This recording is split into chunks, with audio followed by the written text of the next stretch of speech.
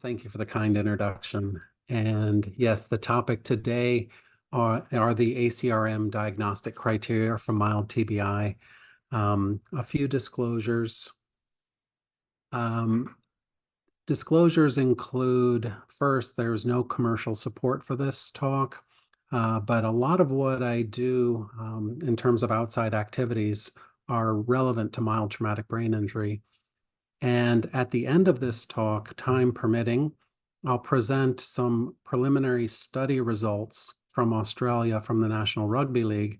And our research team has received unrestricted philanthropic support from the National Rugby League in the past, not for this particular work.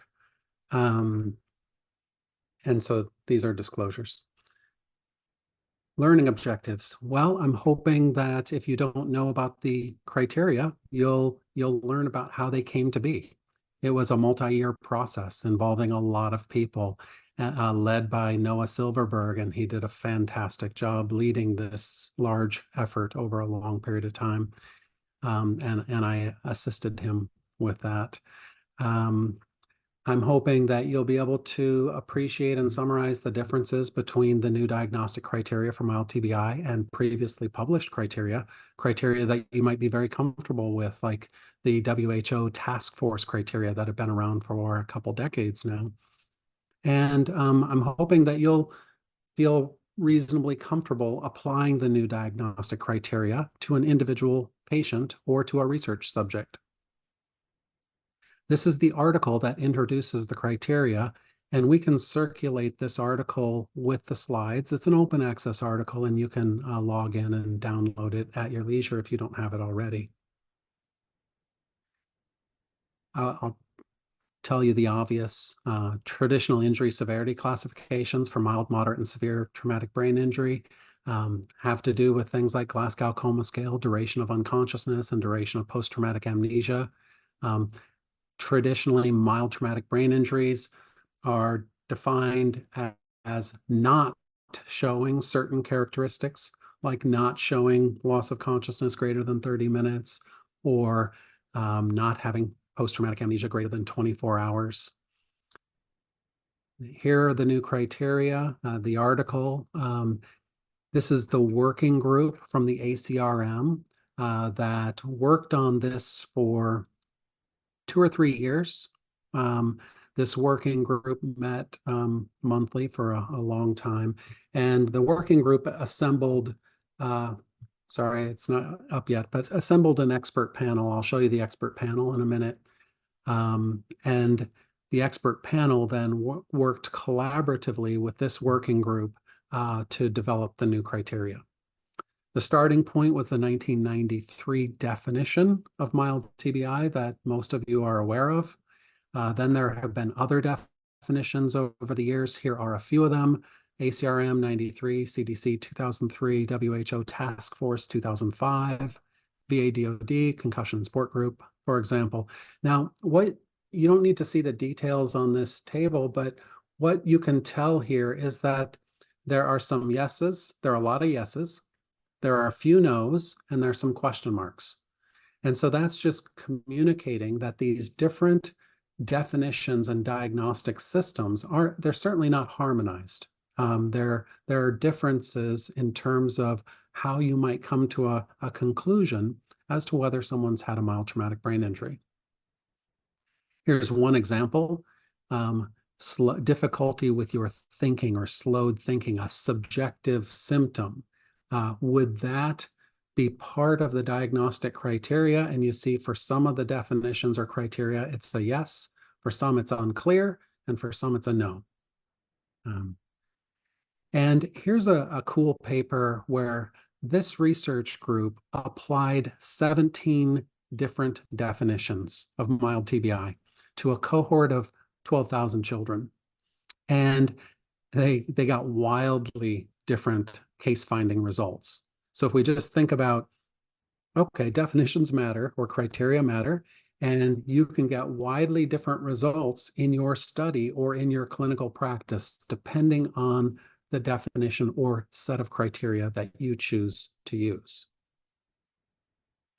Why is that important? Well, I mean, we're really trying to harmonize research when we can. And in Canada, you're doing it as well or better than anyone in the world in terms of collaborating across sites, doing large-scale studies, multi-site studies, putting data together, trying to harmonize from a study done 3 years ago to a study done 3 years into the future. And you really need good definitions and good diagnostic criteria so that you can pool data.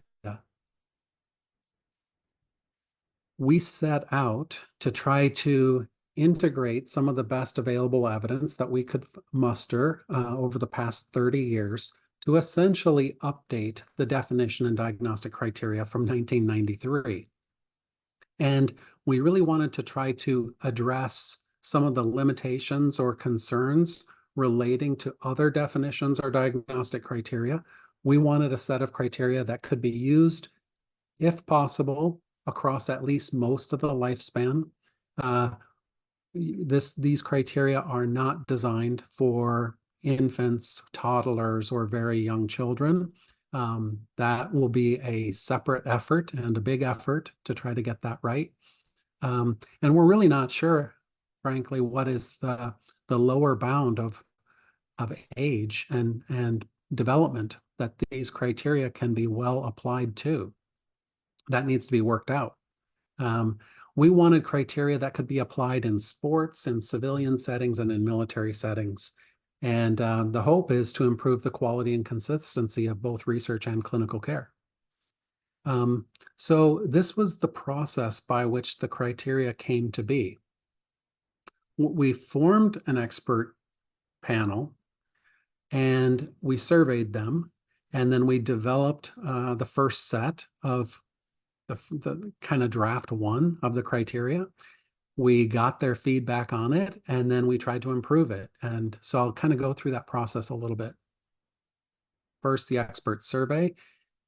This is the expert panel. The expert panel was comprised of a multidisciplinary group of individuals, MDs and PhDs, most from the US and Canada, but also from Australia and Europe. And in different professions, we of course have rehab medicine, neurology, emergency medicine, neuropsychology, sports medicine, and others. We surveyed the expert panel to try to get their impressions on what are some of the most important diagnostic signs, symptoms, and examination findings that should go into creating the new criteria.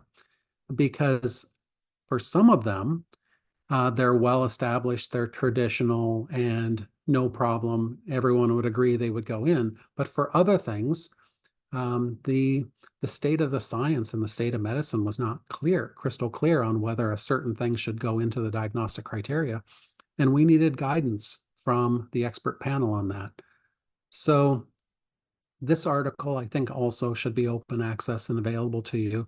These are the results of our first survey of the expert panel to try to get their input on how to design the new criteria. We then did rapid evidence reviews. These rapid evidence reviews were designed to support, well, it was actually for this survey. I'll show you what we mean by a rapid evidence review. We would provide the expert panel, as part of this survey, an evidence statement. This is an example of one of 10 evidence statements. It's number 6. And we asked the expert panel, is this important or not? What's your opinion?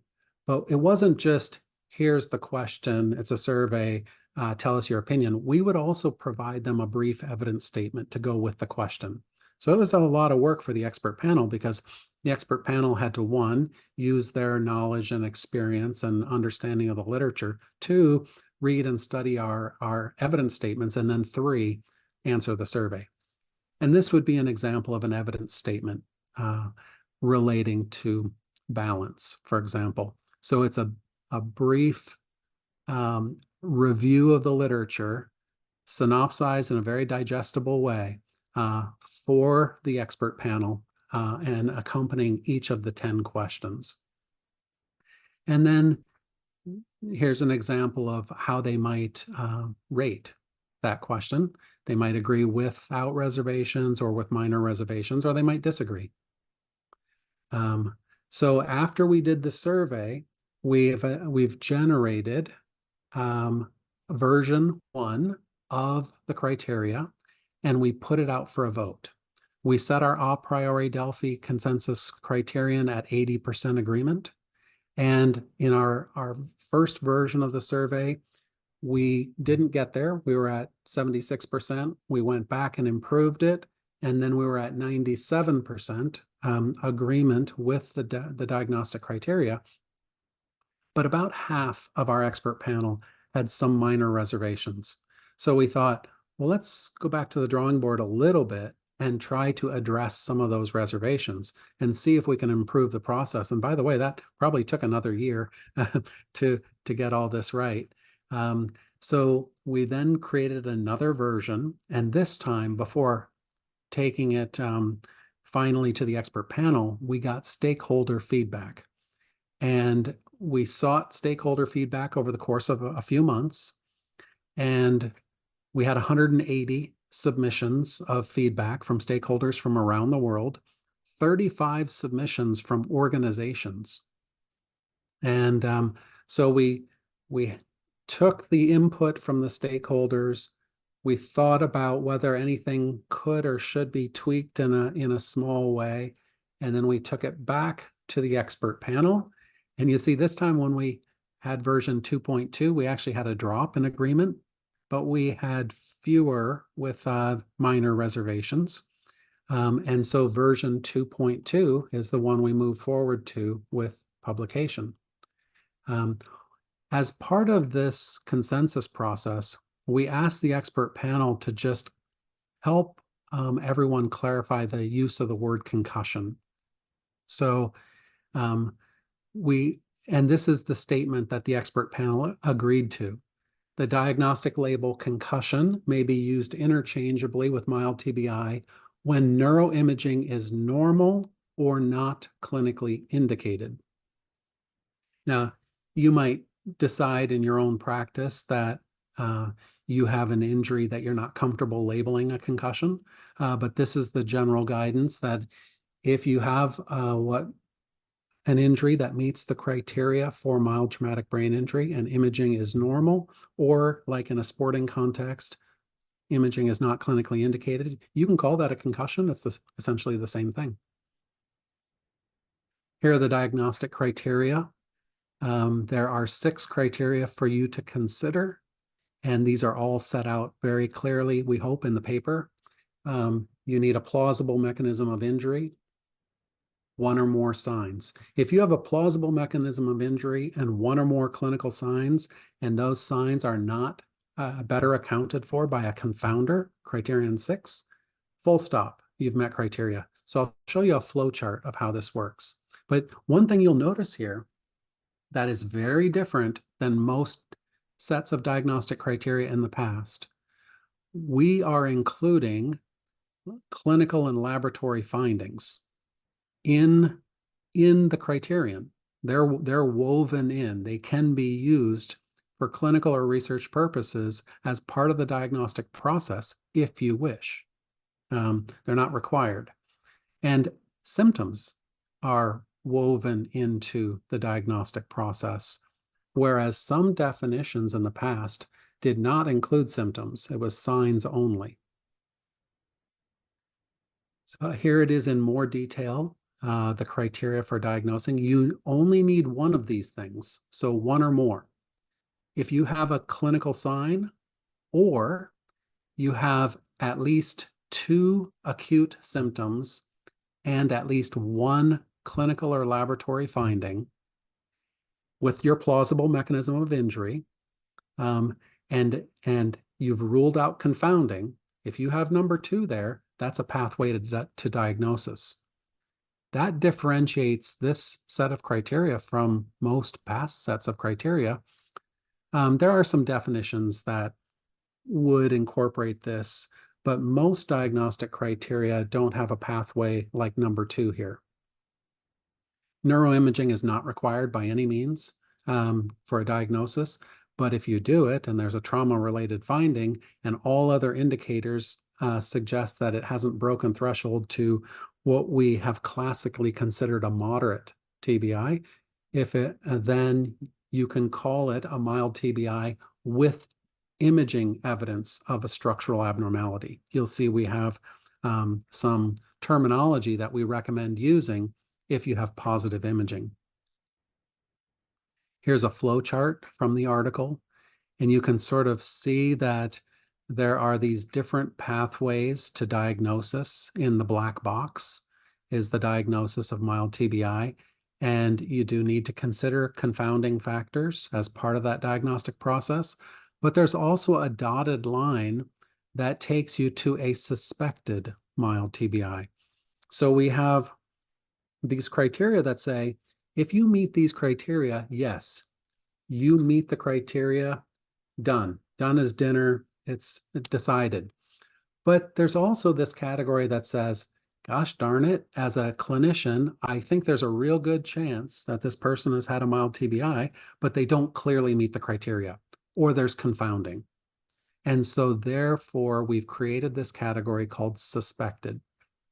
And for all practical purposes, suspected means yes. Suspected means yes, you medically rule it out and say no. But the best way to, what I encourage people to do is just conceptualize suspected as yes, but it doesn't clearly meet the criteria. Suspected can become a no, though, because if, let's say, the physician initially suspects it, does a more thorough evaluation, and then says, based on my thorough evaluation, I actually think it's a no, then that suspected just flipped from suspected to no. The mild qualifier is not used if loss of consciousness is greater than 30 minutes, or if your GCS is less than 13 after 30 minutes, or if you have PTA of greater than 24 hours. And, you know, there are efforts underway to sort of abandon the terms mild, moderate, and severe, and I think that day is coming. And we don't know exactly how this is going to play out, but we're hoping that these criteria actually stand some reasonable test of time for the diagnosis of traumatic brain injury. It's really just establishing diagnostic criteria and a threshold for saying you meet these criteria for an injury to your brain that's trauma related. The plausible mechanism is defined. I won't go into that. Here are the clinical signs. These are set out in the article. So loss of consciousness, altered mental status, some degree of amnesia. We're really focused on post-traumatic or anterograde amnesia and not retrograde amnesia, but you can use retrograde if need be. And we've tried to operationally define each of these signs and clearly differentiate signs from symptoms in the diagnostic criteria. It is remarkable to me how often researchers confuse signs and symptoms in their articles, and they often will refer to a symptom as a sign, or more often actually a sign as a symptom.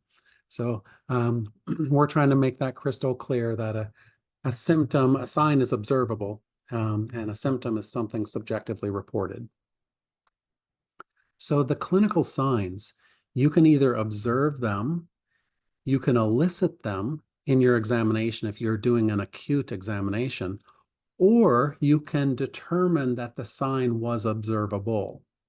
And that's, for example, most of us do not, Dr. Zemek will see these patients in the emergency department. The rest of us tend not to. The rest of us tend to see them long after their injury or many days after their injury. So we're not seeing them day of injury or within those first 72 hours.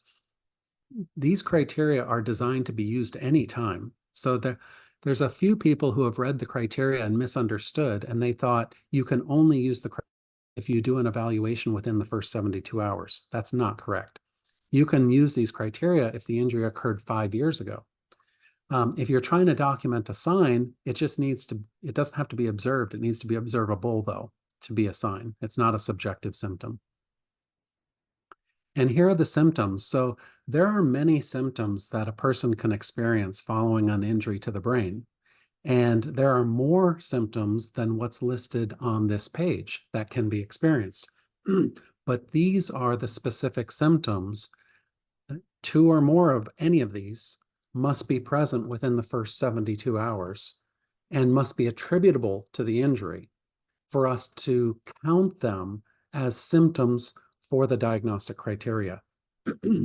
So you'll notice, for example, fatigue is not one of our diagnostic symptoms, but of course, fatigue could absolutely be a symptom of an injury to the brain. But for the purposes of these diagnostic criteria, fatigue doesn't count, nor does anxiety. Anxiety doesn't count diagnostically, even though anxiety might be directly related to the injury.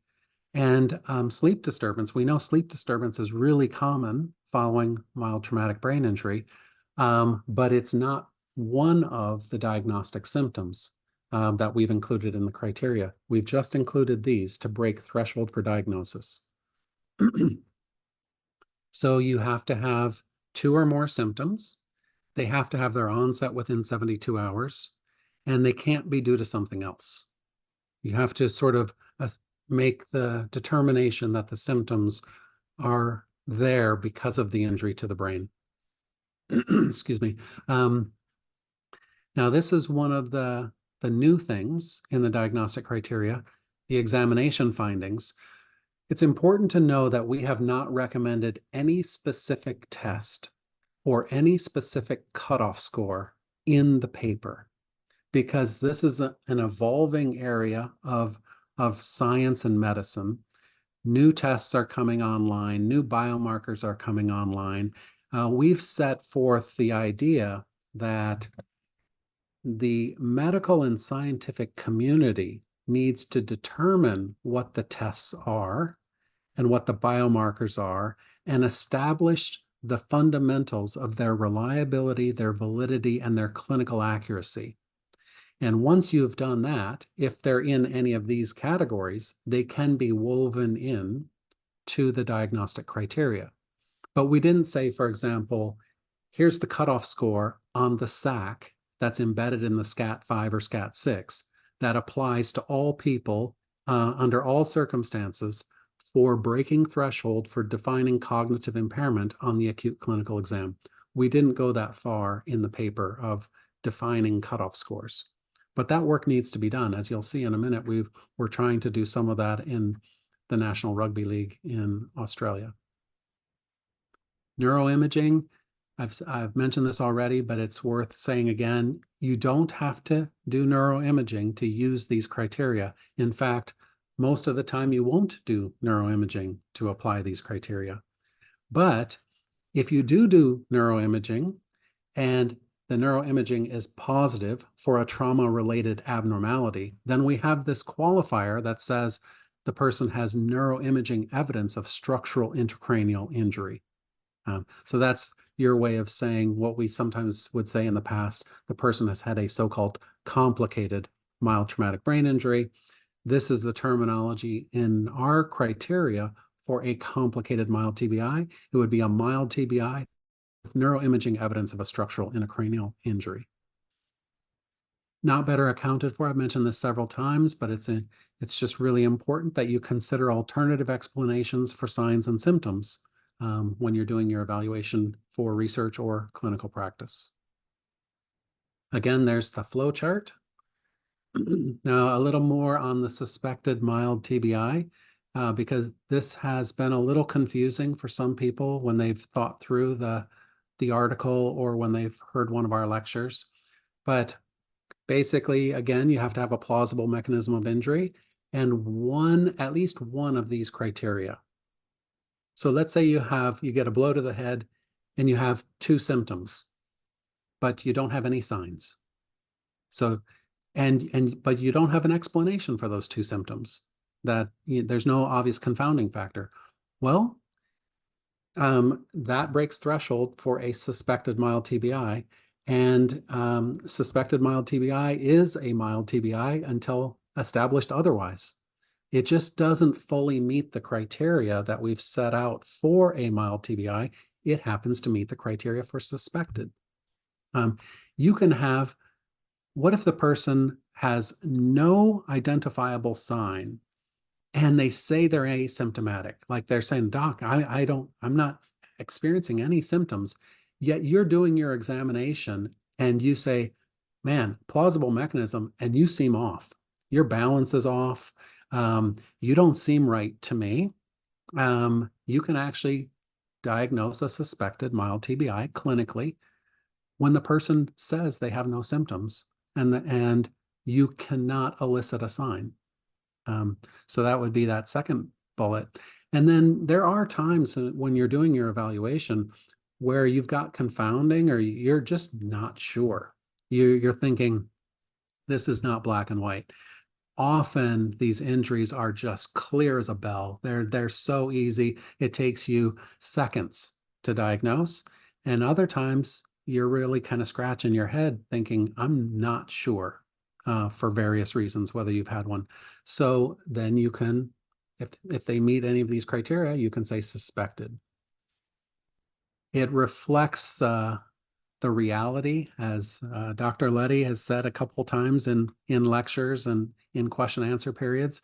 He said in medicine, there can be a lot of uncertainty. Uncertainty is part of the practice of medicine.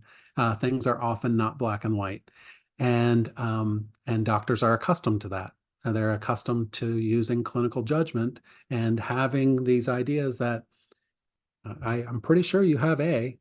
You might also have B and C, but I'm pretty sure, I'm not 100% sure, but we're going to treat you as if you have A. And we've all experienced that as patients when over the course of our lives, we've gone to the doctor for something and the doctor has said, well, I can't be sure. I can't be certain you have this, but it looks like this, and we're going to go ahead and treat it this way. And even sometimes we're going to treat this as a precaution. So I think you have A, but you might also have B, and I'm going to treat both A and B at the same time. So I know that makes some of us uncomfortable in the world of science, I guess. Some of us PhD researchers might be uncomfortable with that, but most of the MDs on this call or who think about this, they're not uncomfortable with that because they think of it as a reality of what they do in medicine. One of the things that could be done as your research group across Canada, you could research this category. So let's say, for example, you attempted to do a project where you took something like 5P data and you attempted to retrospectively apply these criteria to the 5P database. And then you ended up with a group that was clearly MTBI and another group that was suspected MTBI. You could see if there's any difference in terms of their outcomes. You could also enrich studies. So you could say, if I'm going to do a biomarker development study, maybe I'm not going to include this suspected group in my study. Or maybe I do want them in my study because maybe there's a gradation in the biomarker values associated with definite versus suspected. We won't know until we start doing the work. It's important to know that these are diagnostic criteria. They are not prognostic criteria. And this is an age-old issue. You know, just because you've had a diagnosis, it doesn't really tell you that much about prognosis. We're just trying to define the lowest threshold for diagnosis, to break threshold for saying, yep, you've had a mild traumatic brain injury. We are not, with these diagnostic criteria, trying to say anything about the severity of your injury or the duration of your symptoms or what kind of problems you're going to have in the future. This is diagnostic. I've mentioned this already, but there was a little confusion from some people that I've heard in the past where they thought you could only use the criteria in the first 72 hours. Nope, you can use it anytime. You can apply these criteria anytime. Of course, they're great in the first 72 hours because you're in that window when things have to be present. And if you can document things closer to the injury, that's almost always better in terms of accuracy of what happened and what they're experiencing. Here's a quick case study. This is a 9-year-old boy. It's just a simple example of applying the criteria. So the 9-year-old goes headfirst into the boards, stumbles getting up, has some Bambi legs. Acute symptoms are headache, nausea, dizziness, blurry vision. 2 days later, ongoing headaches, sluggish over the weekend. Cognitive testing seemed below preseason baseline. So then you apply the criteria. You say, well, is it a plausible mechanism? Yep. Checked into the boards. Clinical signs? Yep. Some post-traumatic amnesia, some motor incoordination, multiple symptoms, more than the 2 required. Examination finding, yep. So this particular case, this boy has far more of the criteria needed to break threshold for diagnosis. If you didn't have examination findings, he would still break threshold. And in fact, if you didn't document any symptoms, he would still threshold for diagnosis. Here's a 42-year-old woman who falls. She strikes her head, her acute symptoms, headache and nausea. And then she gets a migraine. She's fatigued, very, very tired and sleepy. And she has difficulty thinking at work the next day. She goes to urgent care, normal head CT. She's got, now this is 2 weeks later. Maybe she's presented to a physician or a concussion clinic or something, and she's got some spotty recall of the time after the injury. She doesn't recall sending these quasi-incoherent text messages or talking to her sister or walking her dog that afternoon. So now you're documenting 2 weeks later that she's got some patchy post-traumatic amnesia. And so does she meet criteria? Yep. She's got a plausible mechanism. She's got some post-traumatic amnesia and altered mental status. She's got multiple symptoms and no significant confounding factors. So another pretty easy one for diagnosis. Here's a 28-year-old woman in a car accident. She swerves, hits a lamp post. She hits it at about 15 miles an hour, but it does set off the airbags. She's essentially freaking out. She's got a toddler in the back seat, and she is having a huge reaction to stress reaction.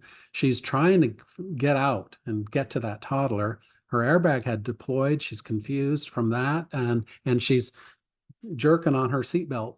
And so by the time she's seeing the ED doc, she seems kind of okay, but she's still very stressed. She's emotionally distraught. And so she's got symptoms in the ED. And so then the question becomes, gosh, she's got some symptoms. She's in this accident. We don't know how hard her brain was exposed to forces. What's going on, but she seems to do considerably better once she is clear her daughter's okay. So we're applying the criteria and we think, well, we probably don't think this was a mild TBI.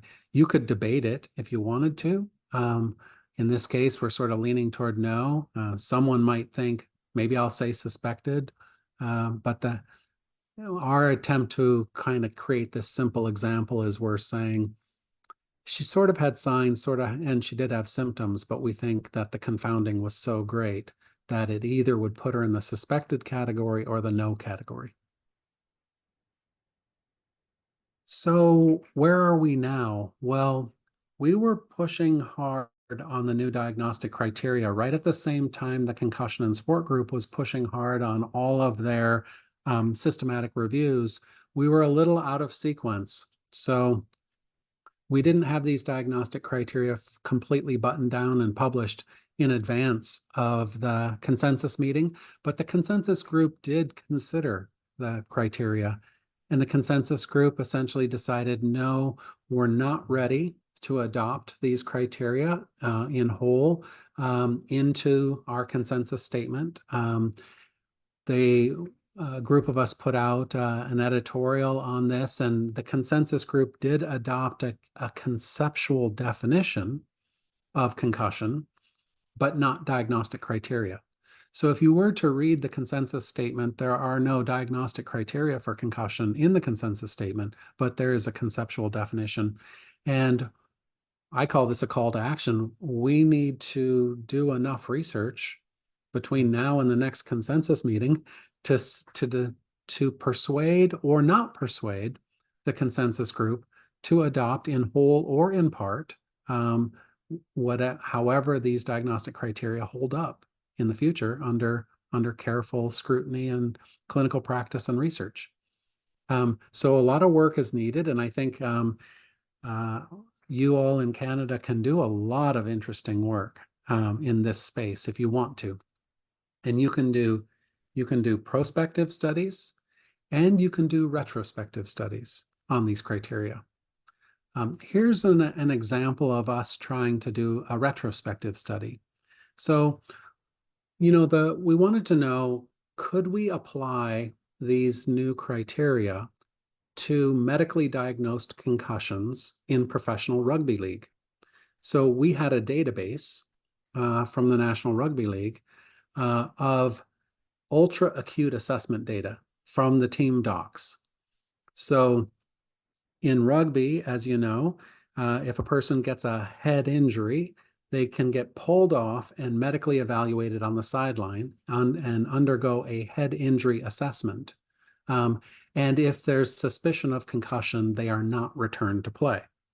If they do the assessment and they go, oh, I saw that collision, it looked like it could be bad, but you seem perfectly fine, they can return that player to the match. So over the course of several years, we amassed 230 professional rugby league players. These are all men who were medically diagnosed with a concussion, and we had access to the administrative data that was completed by the team medical staff after the match. So it's their administrative forms, but we also had their SCAT-5 data. And so we attempted to use administrative data and SCAT-5 data to apply the criteria to medically diagnosed cases and see how it would turn out. We assumed that the criteria should capture most of these cases. If not, maybe we've got a real problem with the criteria or some problem. So it turns out that yes, 86% using administrative data and SCAT-5 data, we concluded that 86% met criteria for a diagnosis and another 7% met criteria for suspected. So that put us at about 93% were captured in this study retrospectively by the new criteria. There were 16 players who were not categorized by the criteria. And that is worse. We haven't written this paper. We're trying to figure out exactly why. But the main reason is we have no documented clinical sign. We have no documented clinical symptoms. And their scores on the SAC and the MBES were in what we considered the broadly normal range. So the documentation that we had, we couldn't apply the criteria because obviously we weren't there. The team doc ultimately diagnosed these 7% with concussion, but in looking at the data we had available to us, we could not figure exactly why they were diagnosed. And we're going to try to do a better job of figuring that out, but here's some of their specific SCAT-5 findings. Now remember, these are ultra acute. These SCAT-5s are literally done within minutes of a blow to the head. And we know that these symptoms and problems can evolve over time. And it's in fact, unless you're a team doc on a sideline or an athletic trainer, you never do an evaluation minutes. Emergency department personnel do not see people within minutes. Well, it depends on how many minutes. Yeah, 60 minutes, 120 minutes, but not 3 minutes after an injury as a rule. So 60% had 2 or more symptoms. 1 out of 5 missed at least one of the questions on the Maddox questions. The most common symptoms were headache, dizziness, and I don't feel right. All those were half or fewer of this sample of 230. Their average score on the SAC was a 26. We do not have a well-validated cutoff for defining, quote, cognitive impairment or a cognitive deficit on the SAC. It varies from study to study, and people might say, maybe it's a 25, maybe it's a 24. Well, for this purpose, we applied a 23, and 1 out of 3 had a 23 or lower. And there was 1 out of 3 had a 7 error points or more on the MBES. And if we included either one of those criteria as a laboratory finding or an examination finding, I should say, then half of the players on the sideline either had our definition of cognitive impairment or our definition of a balance problem based on the SCAT-5. Again, we need to do some rigorous studies that help guide what should the exact cutoff be for who, where, and why. And some of that work has kind of been done and some hasn't, even after all these years. So in this particular study, using that archival, clinical, and administrative data, 93% of those medically diagnosed were captured by the ACRM criteria. And we need to better kind of understand the 7% who weren't, as we're going to try to write. That arguably could be done in many settings across North America and around the world with pre-existing data if we wanted to try to systematically apply the ACRM criteria to data that's been collected in the past. Again, there's the article, and thank you very much.